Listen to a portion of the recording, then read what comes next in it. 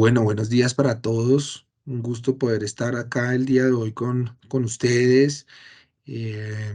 Hoy vamos a realizar un webinar por parte de la firma Alianta, en donde vamos a exponer algunos temas relacionados sobre el impacto de la reforma tributaria, más exactamente en lo correspondiente a ese impacto en lo que tiene que ver con los dividendos y rentas de las personas naturales. Es decir, cuál es ese impacto que se ocasionó a partir de este año en lo correspondiente cuando se hagan reparto de dividendos y rentas de personas naturales. Muy importante que ustedes tengan en cuenta que este webinar está siendo grabado y por lo tanto una vez finalice vamos a enviar un correo a todos ustedes con la posibilidad de tener acceso a las memorias, el cual quedará colgado en nuestra página web de Alianta y con todo el gusto del mundo pues podrán encontrar la misma información que hemos hablado, así como si tienen necesidad o quieren profundizar en alguno de nuestros temas. Asimismo, también encontrarán el mismo webinar cargado en nuestro canal de YouTube. El día de hoy nos acompaña Ana María Rojas. Ella es nuestra abogada y especialista en derecho tributario, quien nos brindará toda la información correspondiente sobre este importantísimo tema. Entonces, Ana María, te doy paso. Mil gracias por acompañarnos y bueno, este es tu espacio, el escenario es tuyo. Mil gracias. Gracias, Juan Fernando. Muy buenos días a todos. Entonces, en el día de hoy vamos a hablar justamente sobre el tema del impacto de la reforma tributaria sobre los dividendos y las rentas de las personas naturales. La agenda que hemos propuesto para el día de hoy es, lo primero que vamos a analizar es por qué esta reforma tributaria decide gravar mayoritariamente a las personas naturales y cómo se modifica justamente en el impuesto sobre la renta la depuración de la renta líquida gravable de las personas naturales, cómo esto tiene un impacto en la depuración de las ganancias ocasionales, el impuesto a los dividendos y el impuesto al patrimonio. Entonces, lo primero, que es el planteamiento de la reforma tributaria de la ley 2277 del 2022, y es la exposición de motivos de la ley nos dice que hay que atacar principalmente una de las problemáticas que están sucediendo en Colombia y es el tema de la desigualdad y de la pobreza. Aquí en la presentación estamos viendo el indicador del coeficiente de Gini antes y después de impuestos y transferencias en Colombia. Llama particularmente la atención si nosotros vemos al final que está resaltado en rojo Colombia, vemos que no se mueve mucho. Es decir, cuando nosotros vemos países como Francia, Bélgica y Grecia, que son los primeros que se enlistan, vemos que antes de impuestos estamos en 0,3 más o menos en el indicador y posteriormente el indicador se mueve. ¿Esto qué quiere decir? Quiere decir que si pasa de ser, o sea, que la finalidad de redistribución de la riqueza y la finalidad de igualar a las personas y contribuir de una mejor forma equitativa entre todas las personas, sí logra, o sea, podemos ver que efectivamente hay un impacto. En cambio, en el caso de Colombia vemos que casi es ninguno. Entonces, llama la atención que más del 50% de la población en Colombia se encuentra en una situación de pobreza. Llámese pobreza extrema, pobreza moderada, entendiendo por pobreza extrema todas aquellas personas que obtienen menos de 1,9 dólares al día. Entonces, para el 2020, 8 millones de personas en Colombia se encontraban en pobreza extrema y 20 millones de personas aproximadamente en pobreza moderada. Entonces, el gobierno pues parte justamente de ver cómo se logra esa finalidad que tienen los impuestos y es esa redistribución de la riqueza, cómo lo logra. Y esta fórmula puede ser de dos maneras. Una primera manera es justamente aumentando las tasas impositivas y otra es aumentando la inversión extranjera, es decir, volviendo el país un país mucho más competitivo. El gobierno saliente, el gobierno de Iván Duque, le apostó justamente a esto, le apostó a atraer la inversión extranjera, le apostó a generar eh, un espacio más benéfico para los inversionistas extranjeros y de esta forma atacar este problema. Creemos que el gobierno nacional pues el gobierno nacional actual no lo considera de esta manera y por ello parte de aumentar las tasas impositivas. Em, Ahora, otro aspecto, otra problemática que creemos que la reforma tributaria actual no atacó es el tema relacionado con la informalidad. Y creemos que justamente este es uno de los problemas más grandes en tema de impuestos en Colombia y es que el 58% de las personas que están en capacidad laboral se encuentran en la informalidad. Y por esta razón, el gobierno anterior también buscó atacar esta problemática y con ello creó, por ejemplo, el tema del régimen simple y lo que buscaba era pues que la gente contribuyera poco, que pagara poco, pero que contribuyera, porque además también se trataba de generar cultura, cultura de recaudo, cultura de pago.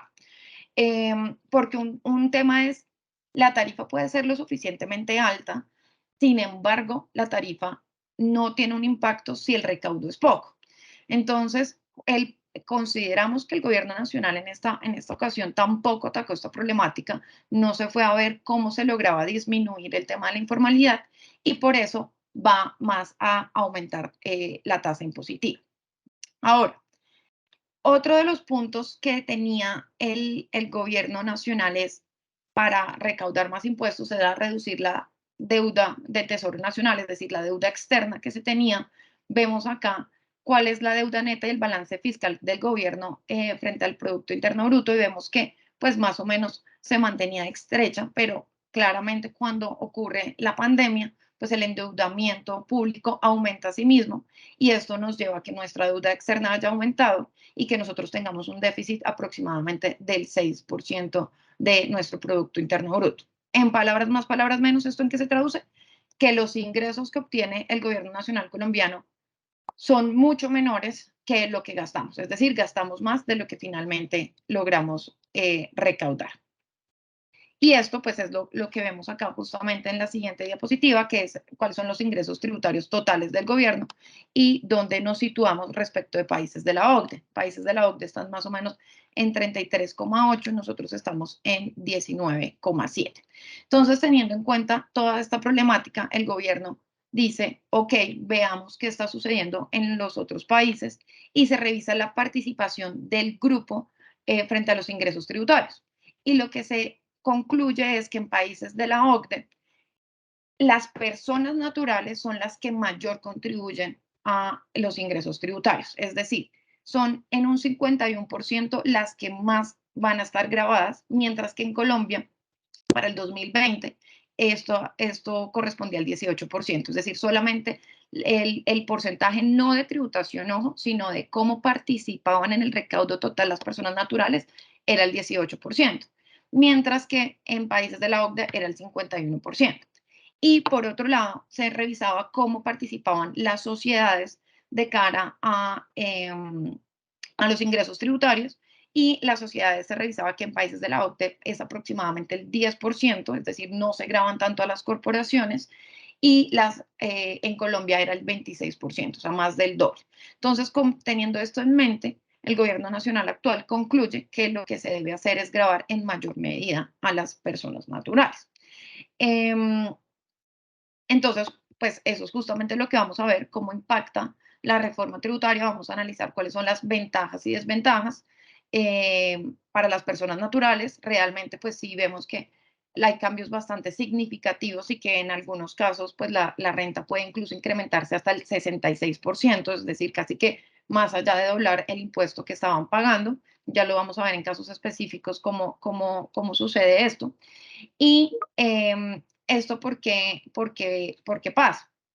Entonces, ¿cómo se depura el impuesto sobre la renta en el caso de las personas naturales? Entonces, la depuración de la renta líquida gravable, es decir, el resultado que yo voy a obtener al final del día y el que voy a obtener para multiplicar por la tarifa, desde el 2016 se calcula por subcédulas. Hoy en día siguen estando las subcédulas. ¿Esto qué implica? Y es decir, yo tengo como unos cajones o unas cédulas cada una, que es por las rentas que yo tengo por mis ingresos laborales, por trabajo, por rentas de capital, por arrendamientos, por ejemplo, las rentas no laborales, los dividendos y pensiones. Pero antes de la reforma, cada una de estas subcédulas o cada uno de estos cajones se liquidaba particularmente, es decir, tenía unas reglas especiales, tenía unos descuentos particulares, tenía unas rentas exentas, y esto como consecuencia que traía. La consecuencia era que iba a llegar a esos márgenes, porque recordémonos que las tarifas, en el caso de las personas naturales, es unas tarifas progresivas. Y esas tarifas progresivas van desde el 19% hasta el 39%. Entonces, ¿qué era lo que pasaba? Que en esos márgenes yo iba a llegar menos rápido a las tarifas más altas. Ahora, con la nueva reforma, el impacto de entrada es en esta depuración porque las subcédulas se van a sumar todas, es decir, se van a seguir teniendo divididas, pero no voy a depurar renta exenta cada una de ellas, sino que todas van a ser parte de la depuración y lo que va a implicar es que yo voy a llegar rápidamente a las tarifas más altas, a la del 39%, que en la forma en que se depuraba anteriormente. Entonces, ese es el primer impacto, en la forma en que se va a determinar, pues que ahora se graba conjuntamente. Entonces, rápidamente se va a llegar al margen anterior. Ahora, hay una modificación también a las deducciones y las deducciones es todo aquello que yo me puedo restar en la depuración de mis ingresos y sobre la que voy a tener al final del día la renta líquida gravable, como hablábamos. Entonces, ¿qué pasa? Los porcentajes como tal de esas deducciones no cambiaron y nosotros creemos que no cambiaron en mayor medida, porque cuando esto se modificó, sobre todo en el tema de pagos laborales en el pasado, la Corte Constitucional lo declaró inexequible porque consideró que estaba ligado al mínimo vital de los trabajadores y por lo tanto, pues esa norma no, pues como había sido modificada, pues no se sostuvo. Entonces creemos que pues esa es la razón por la que el gobierno nacional en la actual modificación no toca los porcentajes, sin embargo, sí toca los topes. Entonces, en la renta exenta de pagos laborales, por ejemplo, si bien tenemos el 25%, en el 2022 el límite eran 240 VTs, es decir, aproximadamente 122 millones de pesos que yo me podía restar de esas rentas laborales. Ahora el tope pasa a 33 millones, es decir, el cambio o la variación es bastante significativa. Igualmente pasa en el tema de el límite de las rentas exentas o las deducciones, que se sigue manteniendo en el 40%, es decir, el porcentaje vuelve y no sufre cambio. Sin embargo, ese techo o ese tope sí se modifica y pasamos de 5.040 unidades de valor tributario, que correspondía más o menos de 213 millones de pesos, a 1.340 unidades de valor tributario. Es decir, que ahora solamente me puedo restar 56 millones de mi renta líquida gravable. Es decir, o sea, de mis ingresos solamente para llegar a la renta líquida gravable, perdón, solamente voy a poder tener rentas exentas y deducciones hasta por este valor. Otra de las modificaciones es la deducción por dependientes. Si bien se aumenta el número de dependientes que yo puedo tener, en este caso podríamos estar hablando de 4 dependientes, ahora solamente puedo tener por cada dependiente 3 millones de pesos, que es aproximadamente 12 millones al año. Em, Igualmente, pues se crean unas nuevas deducciones y en algunos casos eso sí logra tener una modificación y lo que decíamos, vamos a hablar de las ventajas y desventajas y en algunos casos podemos ver incluso que sí se logra disminuir con esta nueva deducción y con la estimación de costos y gastos que se traen, se logra en algunos casos modificar para pagar un menor impuesto en las declaraciones de renta. Entonces, la nueva deducción en qué consiste? La nueva deducción consiste en que el 1% de las compras que hagan las personas naturales por bienes y servicios que no pueden exceder al año de 10 millones de pesos aproximadamente, se podrán restar. Es decir, hay 10 millones adicionales que se pueden restar ahora. Clave para esto tener en cuenta que debe estar pues esas compras soportadas en las facturas electrónicas de venta. Y adicionalmente, se trae que la estimación de costos y gastos para las rentas de trabajo pueden ser deducibles en un 60% de los ingresos brutos. Estos costos y gastos, lo mismo, deben estar soportados en un documento electrónico, factura, comprobante de nómina, documentos equivalentes según cada caso. Y hay un tema que consideramos que es bastante benéfico para las pensiones provenientes del exterior, porque ¿qué pasaba? Todos esos extranjeros que se venían a Colombia, que se volvían residentes fiscales en Colombia, eh, pues había una inequidad frente al tema de las pensiones, frente a los residentes nacionales, que sí eran nacionales colombianos, y antes estas pensiones estaban grabadas en su totalidad, ahora solamente va a ser la parte que supere los 42 millones de pesos.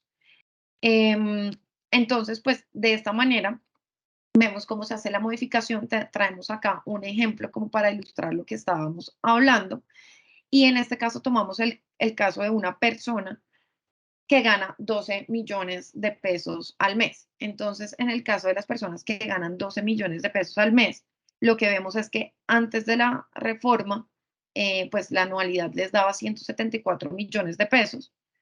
Pues aquí están los cálculos que se restaría por temas de seguridad social, de salud y pensión, y cuánto le daba pues el ingreso neto. El ingreso neto le daba 160 millones 500 mil, y sobre ese pues estaba el límite de las deducciones, y posteriormente vemos acá cómo se modifica, pues con el límite que incluye el 25%, que recordemos que es el de rentas de trabajo, vemos cómo ya se modifica, o sea, pasa de 64 millones de pesos a 56 millones de pesos, y la renta líquida agravable, que en el caso antes de la reforma me quedaban 96 millones, ahora me quedan 102, es decir, tengo 6 millones de pesos más sobre los que yo voy a tributar y sobre los que debo aplicar la tarifa, y paso de un impuesto que estaba alrededor de los 11 millones 696 mil a 13 millones 479 mil. ¿Esto qué implica? Pues que la persona va a pagar 1.800.000 más, es decir, casi un 15% adicional en el impuesto al final del día. Ahora, recordemos, y esto es clave que lo tengamos en cuenta, ¿esto cuándo se va a sentir? Esto se va a sentir es en el 2024, porque la reforma tributaria tiene impacto sobre los impuestos de periodo, como el impuesto de renta va del 1 de enero de cada año hasta el 31 de enero, hasta el 31 de diciembre de cada año. Entonces, no va a aplicarme para mi renta del 2022 que presentó ahora en el 2023, sino del 2023 que se presenta en el 2024. Pero entonces ustedes se preguntarán, Ana María, entonces, ¿por qué debemos tenerlo en cuenta desde ya? Y es justamente para poder tomar las medidas y hacer la planeación tributaria correspondiente dentro del marco legal que existe hoy, para que justamente se pueda sentir en una menor forma el próximo año. Eh, Acá vemos que era uno de los temas que les decía antes, que en algunos casos, por esta deducción que hablábamos del 1% de las compras, se tiene 10 millones de pesos que se pueden restar de la base. Vemos como en algunos casos, pues sí hay una modificación. Estas modificaciones que pueden en algunos casos darnos un menor impuesto, ¿de qué depende? Cuando yo estoy en el techo, es decir, como la tarifa es progresiva, voy del 19% hasta el 39%, hablando del 39% personas que ganan más o menos aproximadamente 100 millones de pesos mensuales, y recordemos que 39% incluso está por encima de la tributación de las entidades o de las sociedades en Colombia, que actualmente es del 35%. Cuando estoy en esos márgenes es donde va a cambiar o va a tener mayor impacto.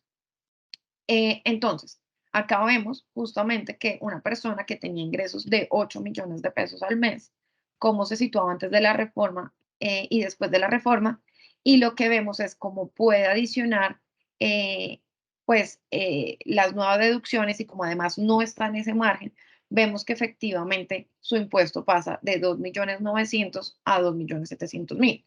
Es decir, que tiene una reducción más o menos del 7%. Ahora, ¿qué pasa con el tema de las ganancias ocasionales y cómo lo impactó la reforma tributaria? Y el tema de las ganancias ocasionales, recordemos que es un tema o es un complementario del impuesto sobre la renta que se causa cuando tengo ingresos extraordinarios.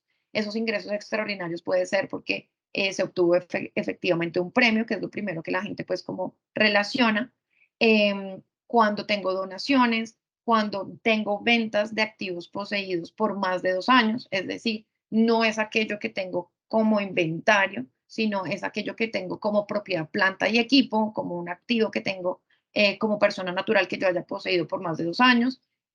pueden ser acciones también, pueden ser bienes inmuebles, y el tratamiento pues va a depender justamente, y ya lo vamos a mirar en detalle, va a depender de cuál es la naturaleza del activo que se trata. Entonces, la primera modificación que se tiene en la tarifa es que pasa del 10% que teníamos a un 15%, y esto, pues que hayamos llegado al 15%, realmente el tema tarifario a nosotros nos sigue pareciendo que la tarifa no es bastante alta, está bien en comparación, de hecho, a los estándares internacionales.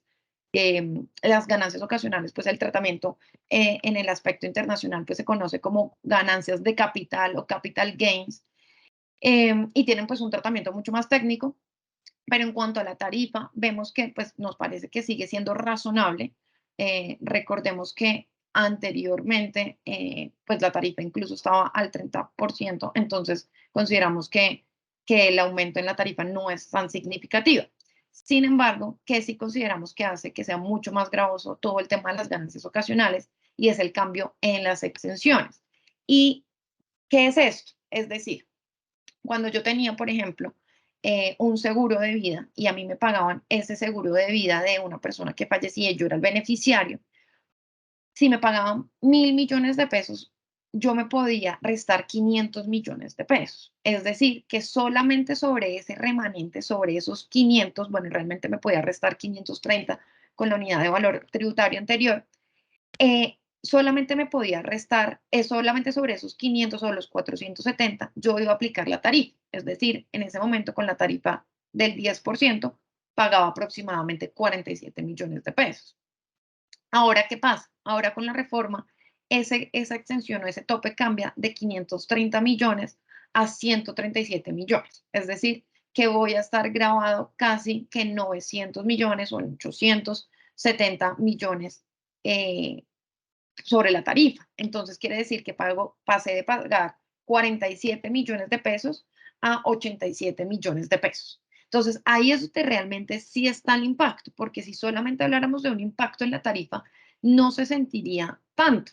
El tema es que como los topes de las exenciones sí se modificaron y adicionalmente se aumenta la tarifa, pues se tiene que casi que podríamos estar hablando, en el caso que les pongo de los seguros de vida, que yo hubiera recibido un pago de 1.000 millones, podemos estar hablando casi que se duplica el pago del impuesto, se aumenta casi en un 40%.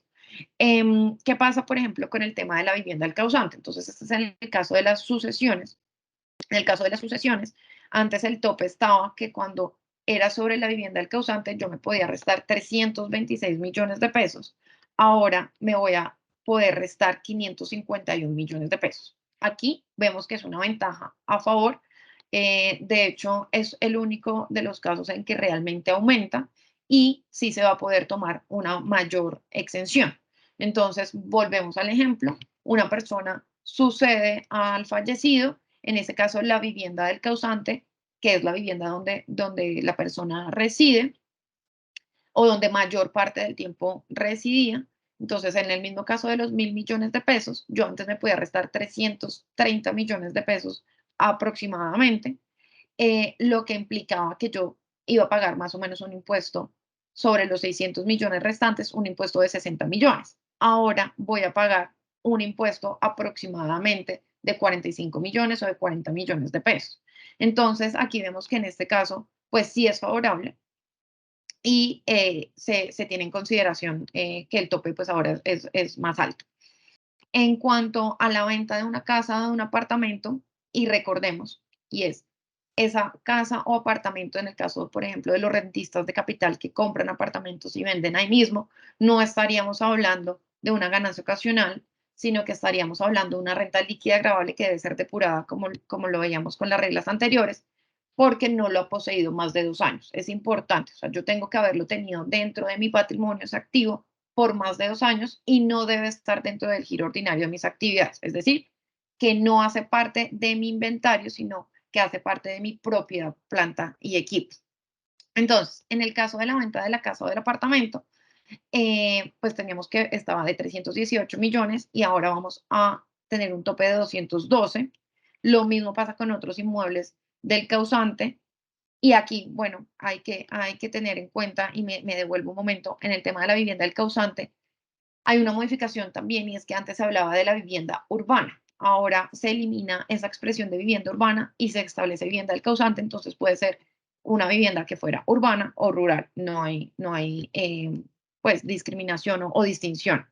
Entonces, retomando, en otros inmuebles del causante, lo mismo, el tope baja, pasamos de 318 de la exención a una renta exenta de ganancia ocasional a 275, y lo mismo con el tema de la porción conyugal, herencia legal. Entonces, lo que vemos es que realmente en el tema de ganancias ocasionales, más allá de tener un cambio en la tarifa, lo que lo hace realmente más gravoso es el cambio en los topes de las exenciones. Ahora, la pregunta es, ¿cómo calculo mi ganancia ocasional? Entonces, la ganancia ocasional, y aquí es clave tener en cuenta que va a depender de si soy una persona obligada a llevar contabilidad o a no llevar contabilidad, eh, va a ser supremamente importante. ¿Por qué? Porque en el caso de las personas naturales, tienen que irse siempre por el mayor valor que le dé al final del día el cálculo, y no por el que ellos consideren. En cambio, en las sociedades que siempre son obligados a llevar contabilidad, pues va a ser el que ellos consideren o el que ellos estimen. Entonces, esto es un primer punto que tenemos que tener claro. ¿Cómo se calcula? Entonces, aquí lo hemos traído y es el valor de venta menos el costo fiscal es igual a la base gravable. Y esa formulita es clave y vamos a tener que tenerla presente en lo siguiente que les voy a explicar, porque dependiendo, o sea, del bien, voy a atacar o el valor de venta o el costo fiscal para poder generar una planeación tributaria que me lleva a tener una base gravable menor y por lo tanto, pues una ganancia ocasional a pagar menor. Entonces, ¿qué pasa? El costo fiscal, y me devuelvo acá, recordemos entonces, tengo el valor de venta menos el costo fiscal.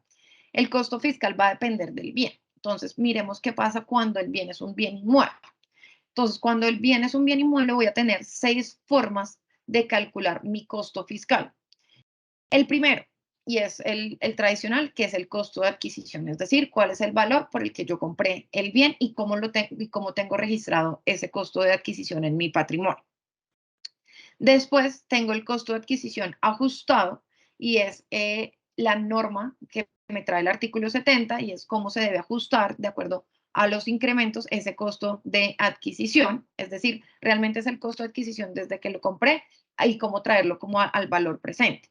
Posteriormente, y aquí en estos dos me voy a centrar un momento porque es una de las formas en las que podemos llegar a tener alguna optimización, alguna planeación, y es el valor del avalúo y el valor del autoavalúo. Entonces, el valor del avalúo es efectivamente el valor que me aparece en el predial. Yo tomo ese valor que me aparece en el predial, ese sería mi costo fiscal y a ese valor es el que le voy a restar al valor de venta. Ahora, hay municipios como Cartagena, Bogotá y Medellín que tienen la posibilidad en que yo realice un autoavalúo. Es decir, yo de manera voluntaria digo cuál es el valor de mi bien y conforme a eso se liquidaría pues el costo fiscal. Entonces, ¿qué pasa? Yo al hacer ese ajuste puedo aumentar el costo fiscal y por lo tanto el valor que me voy a descontar al final del día va a ser un menor valor. Ahora, para este caso, pues yo tengo que hacer esa modificación, por supuesto, esa modificación la tengo que hacer antes del 30 de junio y voy a pagarlo pues en el predial siguiente. O sea, ¿cuál es el impacto? Pues que voy a pagar un mayor predial, pero cuando vaya a restarlo del valor de venta de ganancia ocasional y al multiplicarlo por la tarifa, pues voy a tener una menor ganancia ocasional. Ahora, hay municipios en que el autoavalúo o el autoavalúo voluntario no existe, entonces, ¿qué tengo que ir a esos otros municipios? Entonces, en esos otros municipios yo tengo que ir al IGAC, que es el Instituto Agustín Codazzi, que es quien lo determina, y hacerle una solicitud. ¿Qué pasa cuando yo lo hago en estos casos ante el IGAC y que no son, pues no es voluntario? Lo que va a pasar es que yo me voy a tomar 2 años, es decir, un bien al que yo quería vender en el 2023, por ejemplo, o hago la solicitud en el 2023.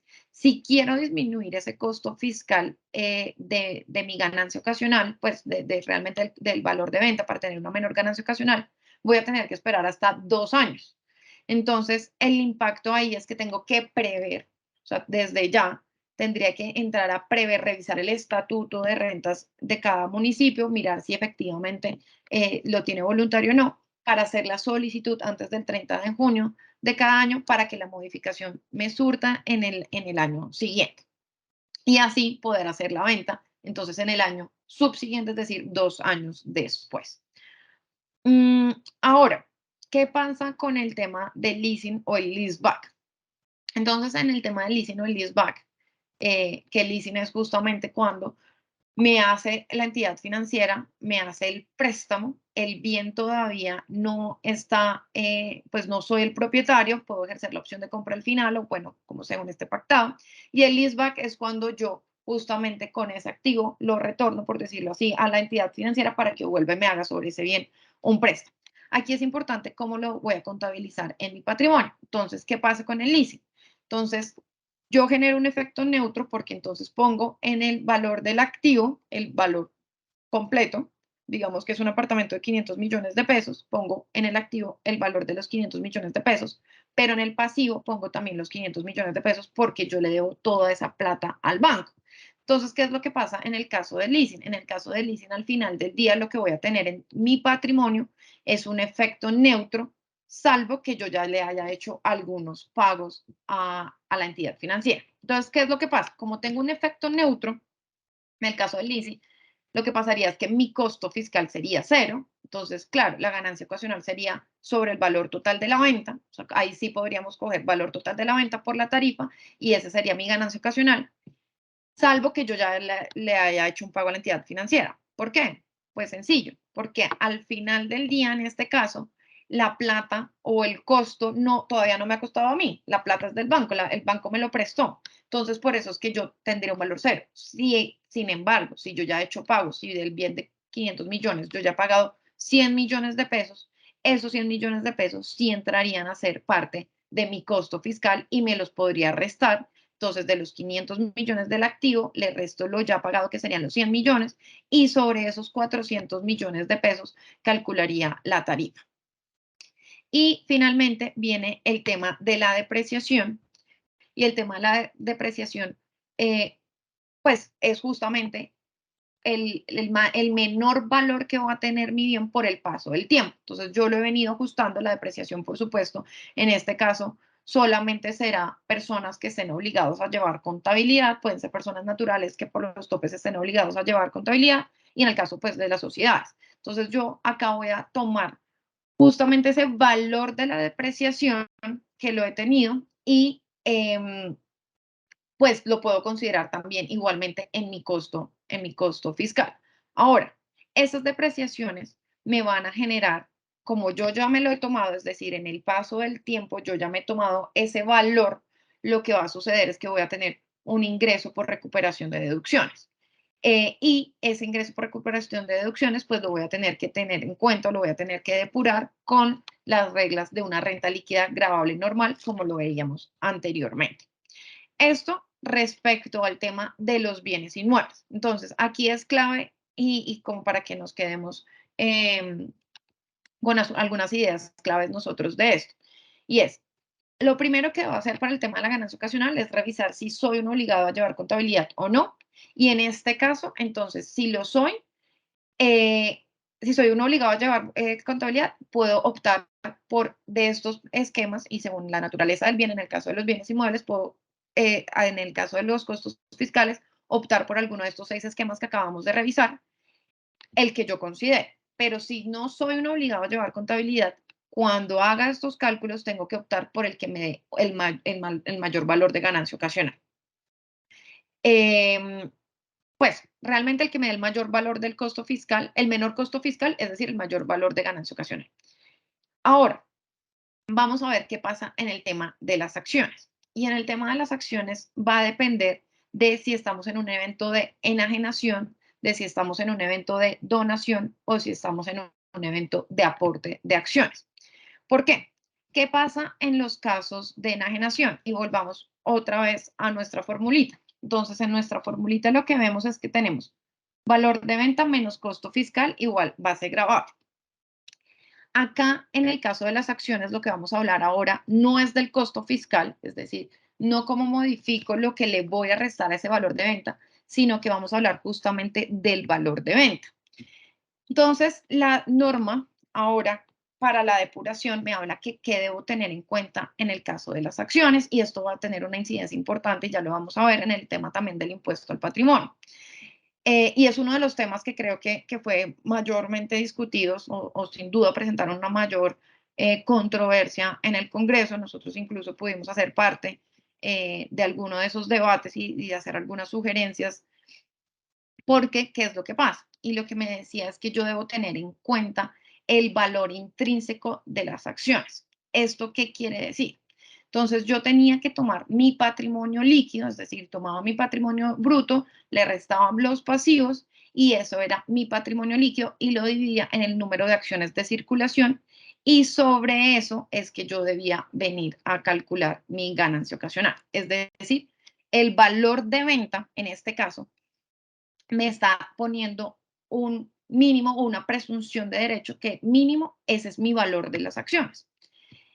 Y algunas de las preguntas que nos hacen y que de hecho esta semana y la semana pasada me hicieron y es, Ana, yo puedo modificar el valor de venta tomando un método de valoración financiero que es el de flujo de caja efectivo, y con ese flujo, pues con este método de valoración financiera, puedo modificar mi valor de venta, y la respuesta es no.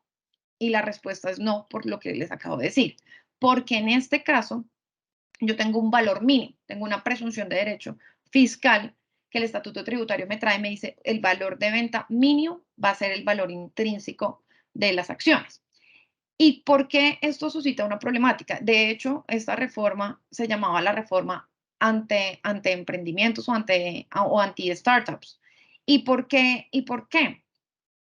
Porque pensemos, por ejemplo, en el tema de los emprendimientos o en el tema de las sociedades que adquieren de un venture capital o de inversionistas o ángeles inversionistas, reciben grandes inversiones. Podríamos poner casos, no sé, de Latitud, de Rappi, de Merkeo, o sea, de empresas que están fundamentalmente basados su patrimonio en inversiones que se le hayan hecho. Y voy a ponerles un ejemplo. Entonces, tengamos que una empresa que tenía, que recibe una inversión de $2 millones y con esto su patrimonio llega a $10 millones, tenemos que al final del día va a tener que pagar sobre eso el 1%. Y, bueno, no, perdón, que tiene $10 millones y esos $10 millones yo los divido en 10.000 acciones. Entonces quiere decir que sobre eso yo voy a tener que el valor de cada acción es de $1.000 y sobre eso yo voy a tener que liquidar el valor de venta. Entonces, ¿qué es lo que va a pasar? Va a aparentar que hay socios que son multimillonarios, por decirlo así, cuando realmente no, porque es que ese dinero no es de los socios. Y salvo algunos casos que son muy pocos realmente, de hecho no solo en Colombia, sino en el mundo, salvo que salgan a un IPO pues sí, a una venta en bolsa, o salvo que tengan una fusión o una adquisición, pocas veces ese valor realmente de las acciones o ese valor intrínseco lo van a tener. De hecho, podemos hablar del caso de WeWork. WeWork es uno de los casos en que aparentemente la acción costaba muchísimo en el tiempo y luego pues se observa, o sea, pues pasó el tema de la pandemia y demás, y todo el tema pues que no pudieron salir al IPO, pues cómo realmente ese valor que pensaban que tenían cada una de las acciones o de cada uno de los socios o titulares de las acciones en WeWork realmente no eran ese valor. Y de hecho sobre esto, Miguel McAllister también, que es el CEO y el fundador, pues en su momento de domicilios.com, que se le compró Delivery Hero después, y actualmente el CEO de Merkeo, decía, es que lo que me va a terminar pasando es que yo voy a tener que entrar a pagar incluso impuestos sobre recursos que no son míos y sobre recursos que son de otros socios. O sea, yo voy a terminar pagándole a los otros socios, en este caso, por ejemplo, a los inversionistas, porque si yo al inversionista por $2 millones le doy el 20% de mi compañía, pues voy a terminar pagando incluso sobre un porcentaje sobre esa inversión que él hizo. Entonces, este debate se tuvo, fue uno de los debates más fuertes que hubo. Tuvimos varias charlas con el comité técnico, incluso con el director de la DIAN y con el ministro de Hacienda, y tuvimos la oportunidad porque representábamos a varios empresarios, a varios emprendedores, a varias empresas en las que se les mostraba que efectivamente, pues mantener, y ya lo vamos a ver en el tema, sobre todo el impuesto al patrimonio, mantener el valor intrínseco, eh, pues iba a generar pues una tributación totalmente equivocada. Entonces, devolvámonos acá al tema de ganancias ocasionales. Entonces, en el tema de las ganancias ocasionales, en el caso de la enajenación, entonces lo que la norma me presume es el valor de venta. Entonces, aquí es el tema que me está afectando. Entonces, voy a tener que pagar sí o sí, o sea, mi valor de venta va a partir sí o sí de ese valor intrínseco.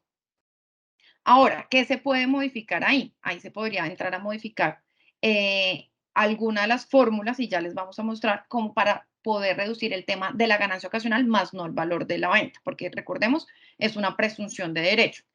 Entonces, en el caso de la enajenación, tengo este valor, le voy a restar mi costo fiscal y lo voy a multiplicar sobre la tarifa y me va a dar mi valor. Ahora, ¿qué pasa, por ejemplo, en el caso de la donación?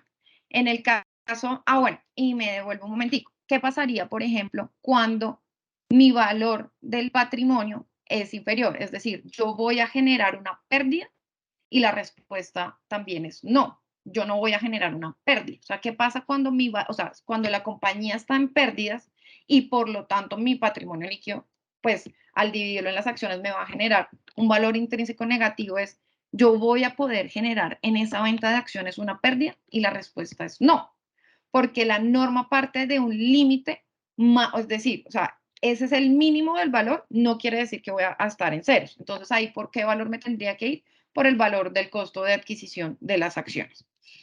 Eh, Ahora, ¿qué pasa en el caso de la donación? En el caso de la donación, el tratamiento es distinto y el tratamiento es distinto es porque efectivamente el valor de la venta es cero.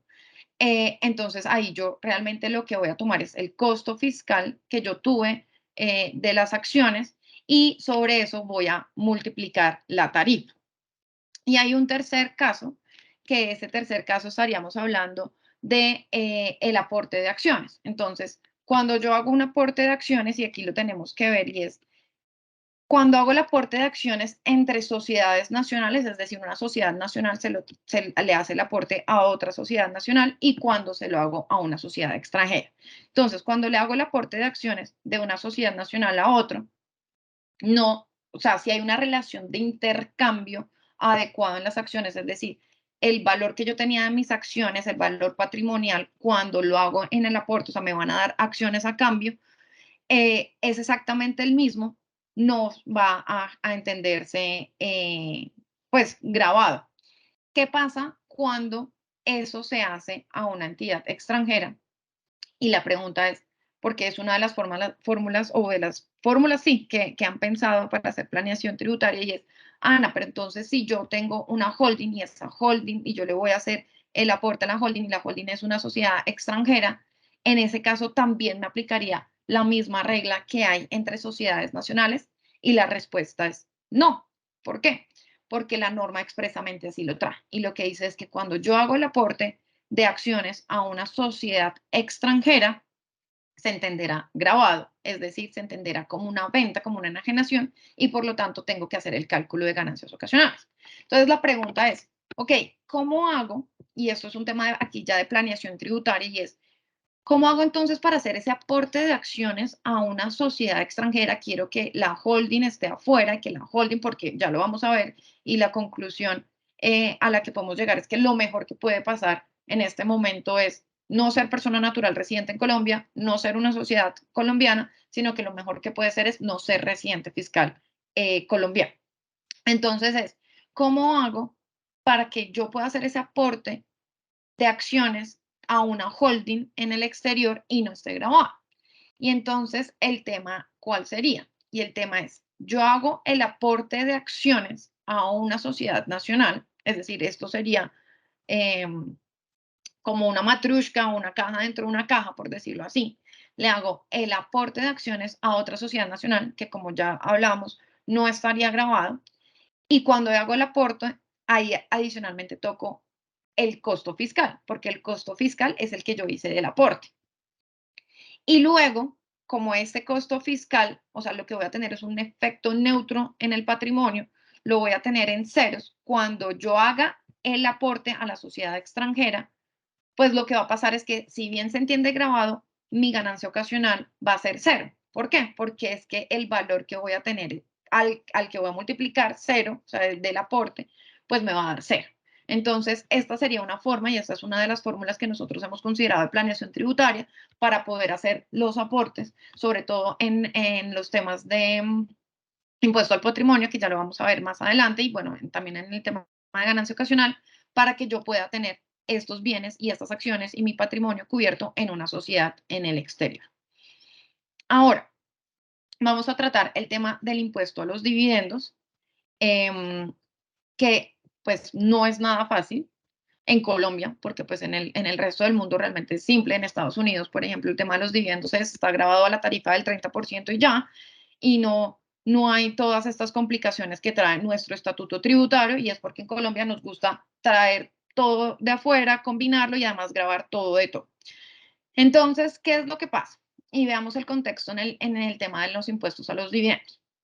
En el tema de los impuestos a los dividendos, hasta el 2016 se entendía, y esta discusión viene incluso desde 1985, se discutía si se debía grabar o no los dividendos en cabeza del accionista. ¿Por qué?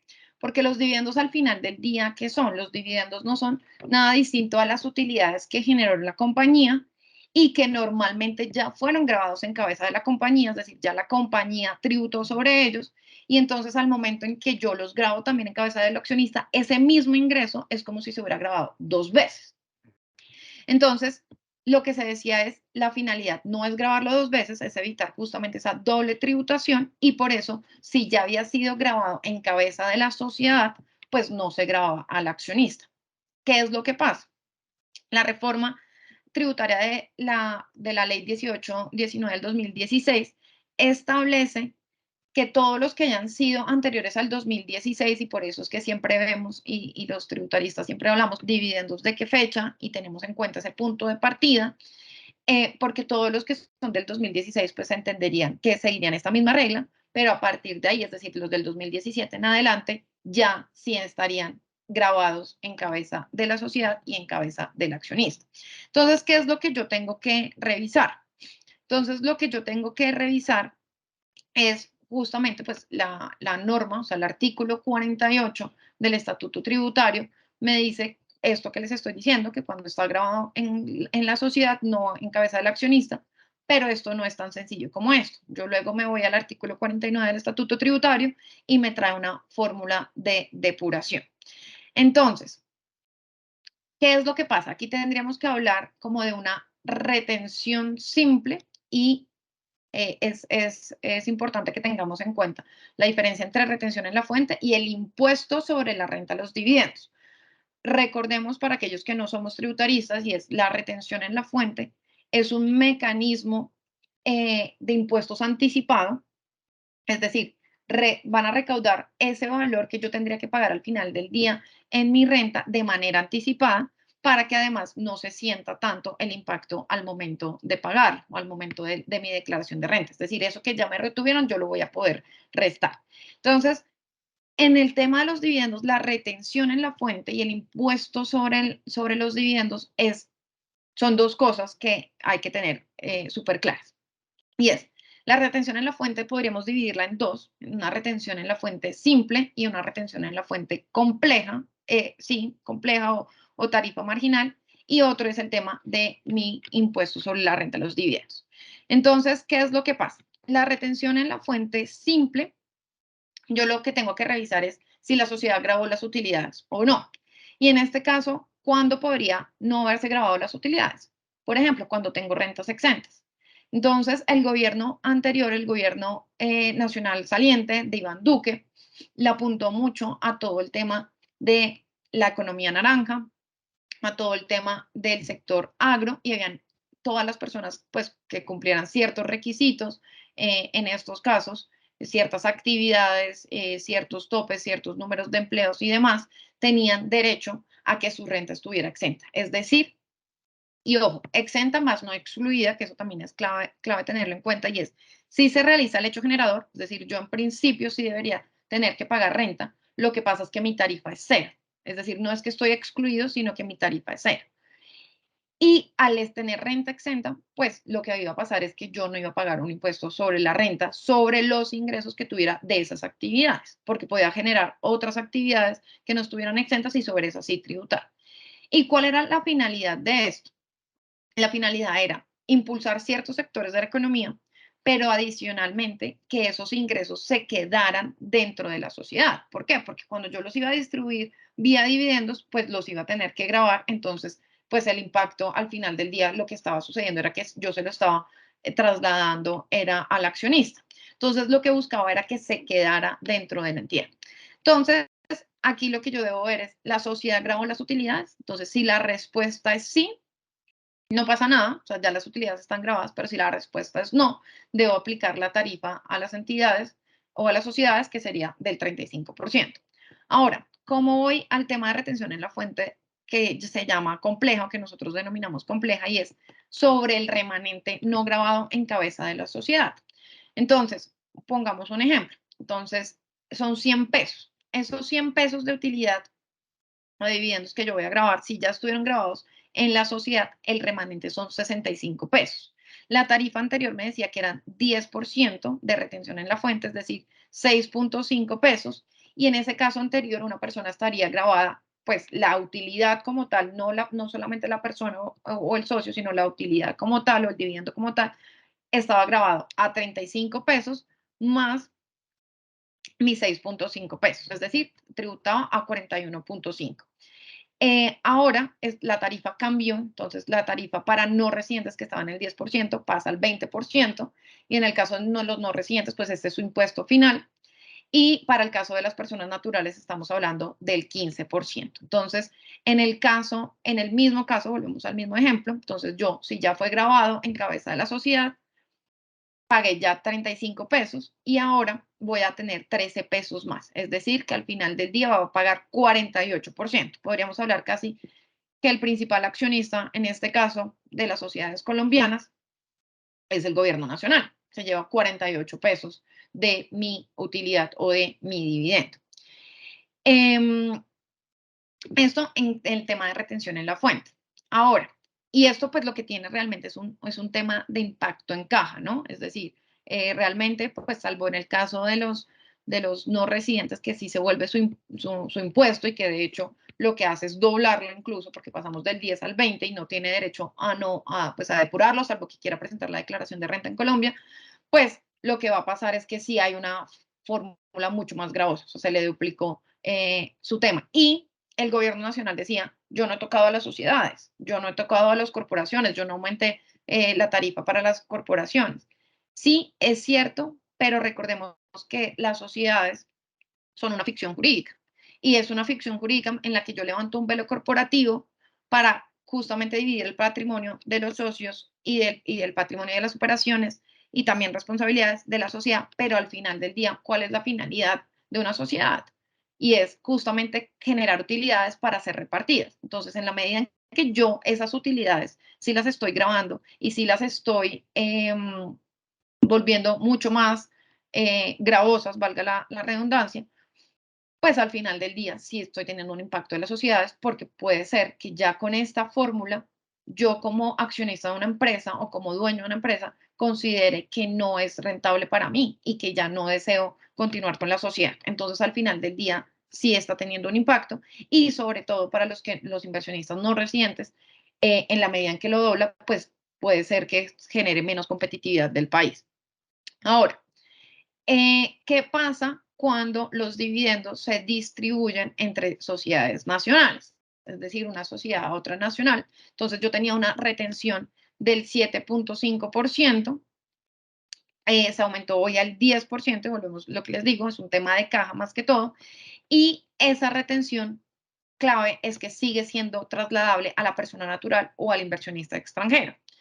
Es decir, quien debe tomarse o quien debe imputarse esa retención o debe restársela al final del día es el accionista. Ahora, sigue vigente pues las excepciones para no aplicar esa retención en la fuente. Entonces, esto es el tema de retención en la fuente. Ahora, ¿qué pasa con el impuesto sobre la renta? Entonces, en el impuesto sobre la renta lo que va a pasar es que, pues lo que hablábamos, que ya está arriba, queda al 20%, y en el tema de las personas naturales es como lo hablábamos al inicio del webinar, y es, va a tributar sobre una tarifa progresiva con el descuento del 19%, porque era lo que estaba pasando. O sea, dice que tengo un descuento del 19%. Acuérdense que la tarifa progresiva en personas naturales va del 19% hasta el 39%. Entonces, podía incluso pasar que estuviéramos hablando que ese dividendo o esa utilidad estuviera grabado al 39 más el 35%. Entonces, al final del día estaríamos hablando de un 74%. O sea, eso sí ya no tendría sentido. Y creo que ninguna empresa podría soportarlo, no sería rentable para ningún accionista. Entonces, ¿qué es lo que se dice? Y es, en el impuesto sobre la renta en cabeza de las personas naturales voy a tener un descuento del 19%. En algunos casos, dependiendo del margen, y sobre todo en los casos en que solamente yo como persona natural tengo ingresos por dividendos, mi renta se disminuye. En los demás casos, cuando lo tengo combinado con otras rentas de trabajo, de capital, no laborales y demás, lo que va a suceder es que sí se me va a aumentar porque hace parte, volvemos a lo mismo, se van a grabar conjuntamente y lo voy a tener en esta tarifa. Y como ahora los topes, si bien es cierto, que pues el margen se amplió porque además la unidad de valor tributaria se amplió. Lo que pasa es que como los voy a grabar cada una de las subcédulas en conjunto, voy a llegar rápidamente o más rápidamente a la tarifa más alta. Entonces, vamos a ver que en algunos casos, lo que hablábamos, el aumento puede estar del 7% del impuesto hasta incluso el 66%. Ahora, en el tema de exención y descuentos, y esto es muy clave y es porque estamos en un momento crucial para planeación tributaria en el tema de dividendos. Bueno, el año pasado sobre todo, y seguramente muchos de ustedes escuchaban, hay que decretar dividendos. Y esto es una pregunta clave acá, Hiedra, y que nos hacían mucho el año pasado, y es, ¿sobre qué dividendos se va a afecta la reforma tributaria? Y volvamos a lo mismo. Y los dividendos, como es un tema, las normas tributarias es por periodo, salvo que sean procedimentales que se aplican de manera inmediata. Eh, pues los dividendos, ¿cuándo son exigibles? Los dividendos son exigibles cuando realizó la asamblea, que de hecho estamos justamente en el mes de las asambleas, y yo a través de la asamblea decreto efectivamente esos dividendos. Hay unas reglas especiales para los dividendos en bolsas de valores y demás, pero pues no vamos a ahondar en ellos porque además pues ya estamos sobre el tiempo, pero por regla general son exigibles ahí. Y hay un tema y es el tema de la causación, si bien en las personas naturales es cuando yo lo percibo, en las sociedades es cuando efectivamente se hace exigible. Entonces, en este caso nos decían, ¿puedo adelantar? ¿Puedo hacer anticipos de dividendos para no estar cubierto con esta modificación? Y la respuesta es no, por lo que les acabamos de explicar.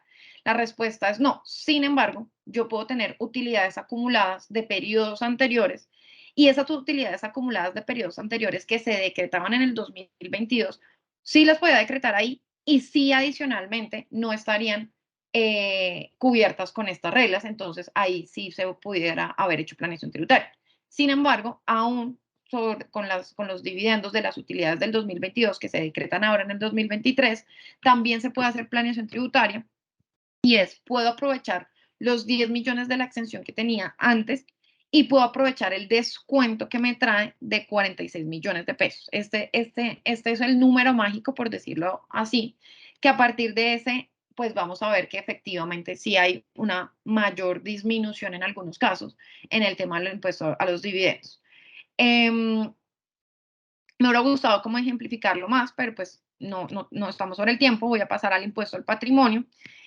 Y en el tema del impuesto al patrimonio, pues el contexto por el que se crea el impuesto al patrimonio, vemos que de hecho la primera vez que se implementó en Colombia fue en 1935, y esto está fundamentado sobre todo en una teoría de Tomás Piketty, un economista francés que de hecho vino a Colombia y tuvo reuniones con Gustavo Petro y demás, y es que la renta del capital, o sea, la tasa de crecimiento de una renta de capital es superior sobre la tasa de crecimiento de los ingresos de un país. Es decir, la plata llama más plata, y cuando se ve en la gráfica, efectivamente al final del día, el capital pues va a haber crecido más y la brecha va a ser cada vez más grande de desigualdad también, porque pues los recursos al final son finitos, entonces, y que es lo que ya está pasando hoy en día, cada vez pueden irse sumando más personas, perdón, cada vez pueden irse, los ingresos que se suman más son de un menor porcentaje de la población. Entonces, ¿cuáles son las mayores o los mayores impactos del tema del impuesto al patrimonio en este caso?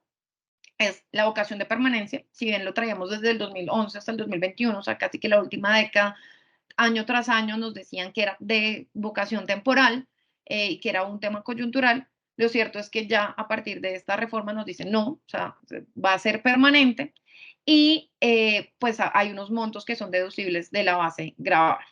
¿Cuáles son los sujetos pasivos? Los sujetos pasivos serán los responsables del impuesto al patrimonio, las personas nacionales o extranjeras, es decir, al final del día solamente van a estar grabadas las personas naturales, las sociedades no aplica por ahora, salvo que haya una modificación a futuro, y las sociedades extranjeras con un patrimonio superior a 72.000 unidades de valor tributario. Por esto es una de las razones que hablábamos, que hoy en día es ser mejor residente no fiscal, es mejor no ser residente fiscal en Colombia.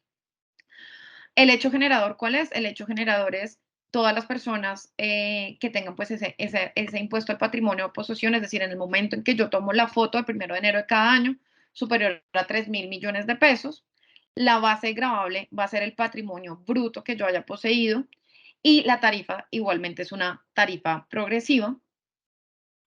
Y hay un último tema que es el tema de las reglas especiales para los startups o emprendimientos. Y era un poco lo que les mencionaba anteriormente y es, claro, si yo tomara el tema del impuesto al patrimonio y mis acciones estuvieran por el valor intrínseco, pasaba el efecto que les decía, y es que realmente estaría tributando sobre ingresos que no son ciertos y que realmente los accionistas pues no han percibido porque hace parte de la empresa y normalmente, de hecho, al final del día, pues ese dinero se quema o se termina utilizando. Entonces hay unas reglas especiales que se trajeron para los emprendimientos, son sociedades menores de 4 años, tienen que tener unas inversiones con alto componente en factor tecnológico y demás, y otros requisitos que no voy a ahondar ahora porque quisiera ya que pasáramos a solventar el tema de las preguntas. Entonces, revisemos qué preguntas hay hasta el momento.